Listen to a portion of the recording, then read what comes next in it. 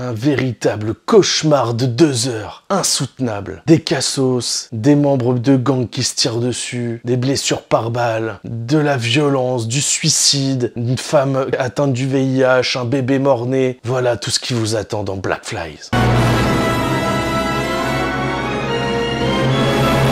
Alors aujourd'hui on parle du film Black Flies avec Tye Sheridan et Sean Penn. Et alors, je vous mens pas, hein, ce film est une torture. J'ai du mal vraiment, mais c'est très très dur à regarder. Ça dure 2 heures, mais c'est 2 heures cauchemardesques. Vraiment, si ça se passe réellement comme ça aux États-Unis, à New York, pour les ambulanciers et pour les urgentistes, mais alors fuyez pauvres fous. Hein. C'est du délire les amis. C'est une catastrophe. Mais alors, mais l'ambiance de ce film est incroyablement difficile à supporter. J'ai rarement vu ça. Le son, tout est catastrophique. Les lieux dans lesquels ils vont, les bâtiments, c'est délabré partout. Enfin, je sais pas si c'est comme ça à New York, mais vraiment, mais en tout cas, les quartiers où ils vont, c'est catastrophique. Ça vend pas du rêve du tout. Hein. On va se mettre dans la peau d'un urgentiste et d'un ambulancier. On va surtout voir les choses du point de vue de Tye Sheridan, qui va jouer un ambulancier qui fait 2 boulots pour pouvoir finir sa thèse, devenir docteur ou je sais pas quoi. Mais alors, enfin, il doit passer un examen pour devenir médecin. Et donc, il fait ça pour pouvoir payer son logement en quelque sorte et payer ses études. Et donc il va se retrouver en compagnie d'un urgentiste expérimenté. Alors moi je me demandais comment ça allait être abordé, etc. En voyant la bande-annonce, on sait pas trop.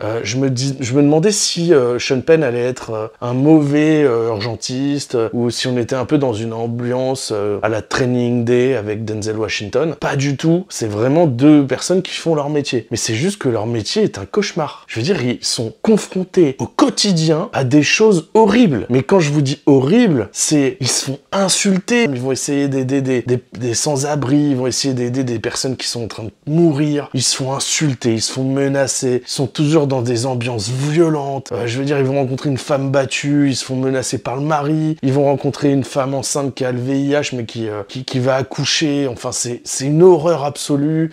Limite, à un moment donné, c'est un peu le fond du film. On nous montre à quel point, en fait, cette misère humaine, tous ces cassos qu'ils rencontrent en permanence, cette violence qu'ils rencontrent en permanence ne peut absolument pas les laisser indemnes en fait. Ils peuvent pas s'en sortir, ils peuvent rien construire dans leur vie à cause de ce qu'ils voient tous les jours, c'est pas possible. Et en fait, cette réalité, elle est tellement frappante qu'on comprend ça en voyant ce que pourrait devenir le jeune, en voyant l'urgentiste expérimenté qu'est Sean Penn. Sean Penn, il a perdu sa famille, il est au bout du rouleau, il reste plus que son boulot et son boulot ne le soutient même pas réellement parce que c'est un cauchemar en fait la façon dont ils sont ils sont traités, mais je veux dire, ils sont sous-payés, ils sont obligés de faire 2 boulots pour pouvoir vivre. Comment on en est arrivé là dans cette société? Mais là, je parle aux États-Unis, mais en réalité, en France, on est en train d'arriver à la même chose. C'est incroyable. Ces personnes sont en souffrance. C'est des métiers qui devraient être beaucoup plus valorisés pour que les gens puissent s'en sortir financièrement. Là, le mec qui fait 2 boulots, mais c'est impossible de faire 2 boulots dans des conditions pareilles. En plus, ils ont des collègues atroces, quoi. Enfin, les gens sont tellement blasés. Ils croient même plus en l'humanité. Ils ont perdu leur foi en l'humanité. Et en plus, ils font quand même bien leur boulot, hein, parce qu'ils essayent de bien le faire, ils essayent de... Mais ils sont désespérés, en fait. Ils ont l'impression que ce qu'ils font ne sert à rien. On ressent ça, c'est ça là qu'on ressent pendant tout le film. Tel point que des fois, on se demande si ça sert à quelque chose de sauver les gens. Quand un gars, il vient de se prendre une balle dans une guerre de gang...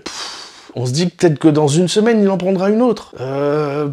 Le bébé de la femme enceinte qui a peut-être le sida parce que la femme enceinte n'a pas pris le médicament qu'il fallait, etc. Enfin, on est dans des cas de figure atroces. Et on se demande, est-ce que ça vaut le coup de sauver ces vies-là, quoi? Enfin, c'est ça que ressentent les personnages. Pour moi, alors c'est dramatique, hein. C'est très dur à regarder, mais le message est très puissant si on s'y intéresse. Maintenant, est-ce que c'est réellement comme ça? Je n'en sais rien du tout. J'ai jamais été urgentiste à New York, mais si c'est comme ça, par pitié, changeons ce monde, parce que c'est pas possible en fait. C'est cauchemardesque. Je veux dire, je vous raconte, je vous spoil un moment du film, je vous en parle, alors si vous n'avez pas vu le film, vous n'êtes pas obligé de regarder cette vidéo, hein. Mais en gros, à un moment donné, il y a un chien qui est tué parce qu'il vient de mordre quelqu'un, et lui, l'urgentiste, il veut sauver le chien, il y parvient pas, le chien est tué, et il y a un collègue, comme il voulait sauver le chien en fait, il lui fait une petite blague et il lui met dans son vestiaire le chien mort. C'est ignoble, c'est ignoble. Enfin, on est que dans cette ambiance malsaine de souffrance. Et on comprend, même, il y a un des urgentistes qui, lui, est complètement blasé. Il se demande si ça sert encore à quelque chose de sauver des vies. Et on le comprend. Mais alors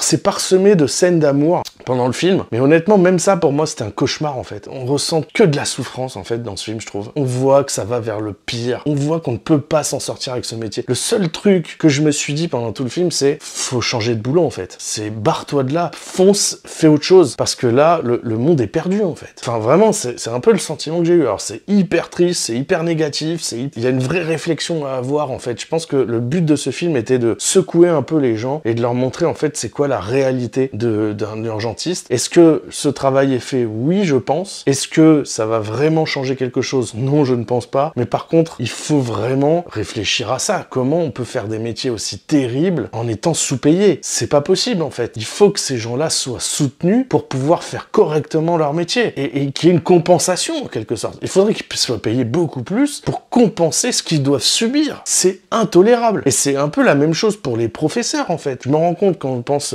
après le film Pas de vague, etc., j'étais en train de réfléchir à ça et je me disais, mais vous vous rendez compte, on a plein d'enseignants, en fait, à peine arrivés dans le métier, on les envoie dans les pires lycées de France, quoi. Mais évidemment qu'en fait, ça se passe mal. C'est pas possible, ils ont qu'une expérience, etc. En fait, on devrait mieux payer les gens pour qu'ils acceptent d'aller dans ces zones-là, et ceux qui sont plus expérimentés devraient être prioritaires sur ces endroits-là, mais en étant bien payés, pour compenser le fait qu'ils soient dans ces zones. Mais les envoyer dans des lycées où, sans expérience, et dans les pires lycées, ça n'a aucun sens, en fait. C'est évident qu'on va aller dans le pire. Donc, c'est toujours une question d'argent, évidemment. Alors, ce que je dis, c'est utopique, hein. C'est une réflexion que je me suis faite après avoir vu ce film, parce que vraiment, mais alors Black Flies, c'est une grosse gifle, c'est d'une violence inimaginable, et vraiment, enfin, c'est très bien réalisé, hein, parce que même les scènes qui sont censées être des scènes d'amour, pour moi, sont des scènes de souffrance. C'est vraiment, j'étais pas bien, quoi. À un moment donné, le gars, après le boulot, il va en boîte, et juste, je me dis, mais t'as pas envie juste d'aller dans un endroit calme, plutôt que d'aller en boîte